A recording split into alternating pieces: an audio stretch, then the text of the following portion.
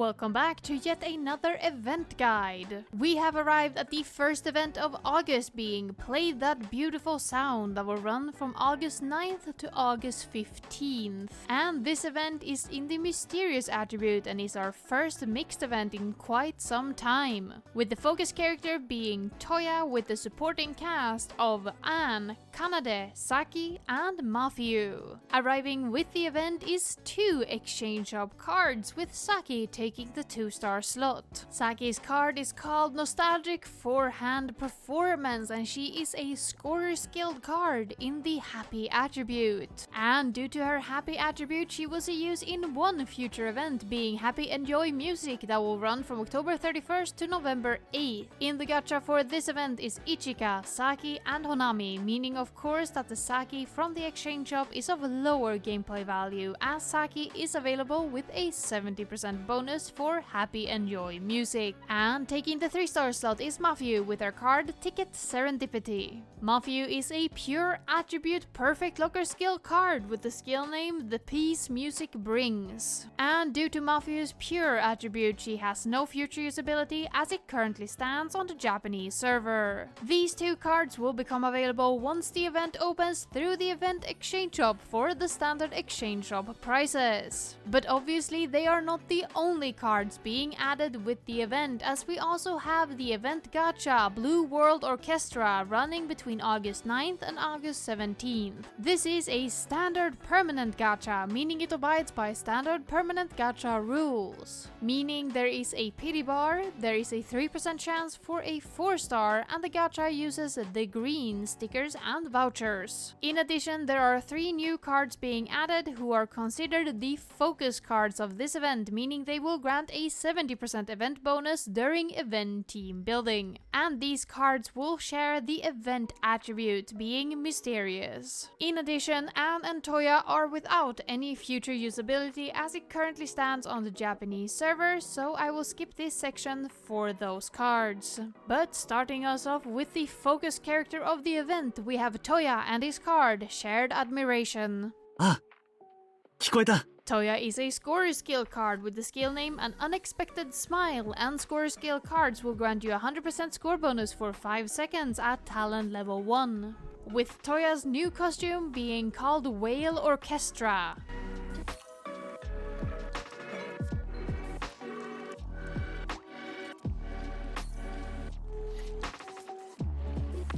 With Toya having 4.5 upcoming new limited cards. The first limited card we will see for Toya is of course a special case that has already come to pass on the Taiwanese and Korean server. The Ensemble Star crossover will arrive to the global server in early September. But we do not yet have an official date for this collaboration event, so you will have to wait a little bit longer until I can give you when it will release. This is followed by the event Put Your Heart Into It Dream Stage, also known as 4th Anniversary, that will run from September 30th to October 9th.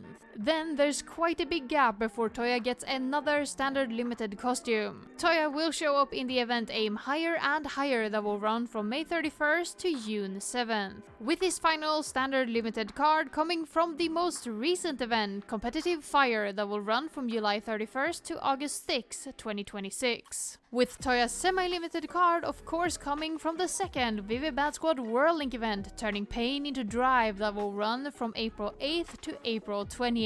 With Toya having an additional 2.5 upcoming rerunning gachas. As always, the second rerun of any given limited gacha is the final rerun before the gacha is discontinued. With the first rerun we will encounter for Toya being the final rerun of the Imperial Soldiers gacha in September. This is then followed by the first rerun of the Eternal Bouts gacha in May, with the second rerun not yet confirmed. And the special rerun case is of course the WAYYYY Bad Squad World Link Support gacha that will rerun in early April. As the second World Link event support gachas include the original World Link cards as rate-up cards, making it a form of rerun. So Toya definitely has a strong selection of new limited cards, but a much weaker selection of rerunning gachas. But our second character in the gacha is Anne with her card Don't Forget That Smile. Toya. ほら、笑って笑って。 Anne is a healer skill card with the skill name The Right Distance, and healer skill cards will recover 350 life and grant an 80% score bonus for 5 seconds at talent level 1, with Anne's new costume being called Clownfish March.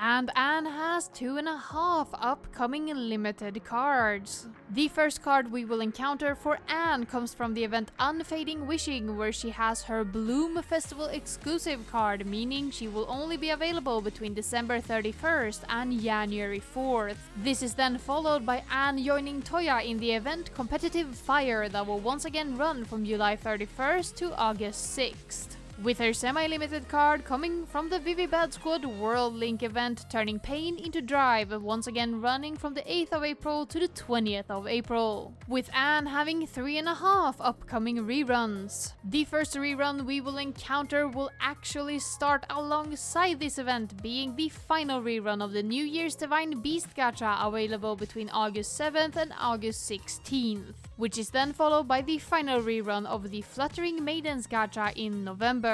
With the final Gacah we will encounter for Anne being the first rerun of the Eternal Bouts Gacah in May, with no second rerun yet confirmed. And of course, the Vivid Bad Squad World Link Support Gacah will become available in early April for her first World Link card. So Anne definitely has a much more modest selection of new and rerunning limited cards, which only leaves us with our third member of the Gacah, Kanade, and her card Mouthpiece Challenge. あれならない。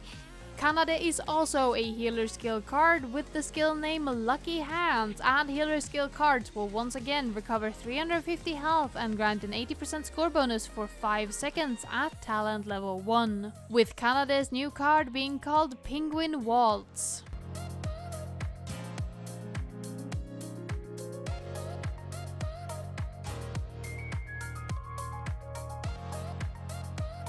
And Kanade is the only card in the Gacah to have future usability. Kanade will see use during the event, and so the clock hand started ticking that will run from April 30th to May 6th. And available in the Gacah is Matthew, Kanade, and Enna, meaning of course that the event card from Play That Beautiful Sound will be of a lower gameplay value, as Kanade is available through the Gacah with a 70% bonus for this event. And Kanade only has 1.5 upcoming limited costumes. Her standard limited costume, of course, coming from the event we just mentioned, and so the clock hands start ticking, once again running from April 30th to May 6th. With Kanade's semi-limited card coming from the second Nightcore 25 World Link event Embraced by Transient Bubbles that will run from 9th of June to the 21st of June. And as for rerunning gachas, Kanade has 4.5 upcoming ones. The first gacha we will encounter is the final rerun of the Sweet Cute Valentines in September, followed by the first rerun of the Grow Up With Me gacha, also known as the 3rd anniversary, in October, with its second rerun already confirmed for May. This is then followed by the second and final rerun of the Under the Eternal Bells gacha in February, with the final standard rerun being the first rerun of the What Awaits After Battle gacha in March, with no second rerun yet confirmed. With Kanade's special case rerun, of course, being the World Link Support gacha for Nightcore 25 that will happen in early June. But that covers everything you needed to know about the cards added with the Blue World Orchestra gacha, so instead we can look towards the event team building. And seeing as this is a mixed event without any virtual singers, no virtual singers will obviously be able to grant the 50% bonus. With that said, let's get straight into the asterisks for the 2-star card and the 3-star cards. And this time around there is only a single true asterisk that needs to be mentioned. The 2-star Kanade from the event Reeling in the Light has not yet entered the standard gacha pool, meaning that if you did not play during this event, you have no way of having her. That being said, in addition, the 2-star Saki, the 3-star Matthew, and the 3-star Anne from the event Stick to Your Fate, beside the Unchanging Warmth and Picture Perfect respectively, respectively, just recently entered the standard gacha pool, with beside the unchanging Warmth Mafia entering as last month. Meaning that if you have not pulled during the last 3 months, or you did not play during the events Stick to Your Faith beside the unchanging Warmth or Picture Perfect, you have no way of having the 3-star Anne, 3-star Mafia, or 2-star Saki. But with that, let's get into the 4-star cards. And this time around we have 20 4-star cards, with 4 events bringing more than 1 card at a time, with all 4 of these events being considered permanent. The first of these permanent events to bring more than 1 character is Nocturne Interlude that brought a Toya and a Anne, and this was then followed by Carnation Recollection that brought a Kanade and a Mafia. This was then followed by the event Hope Will Someday Go Beyond the Morning that brought another Kanade and another Mafia.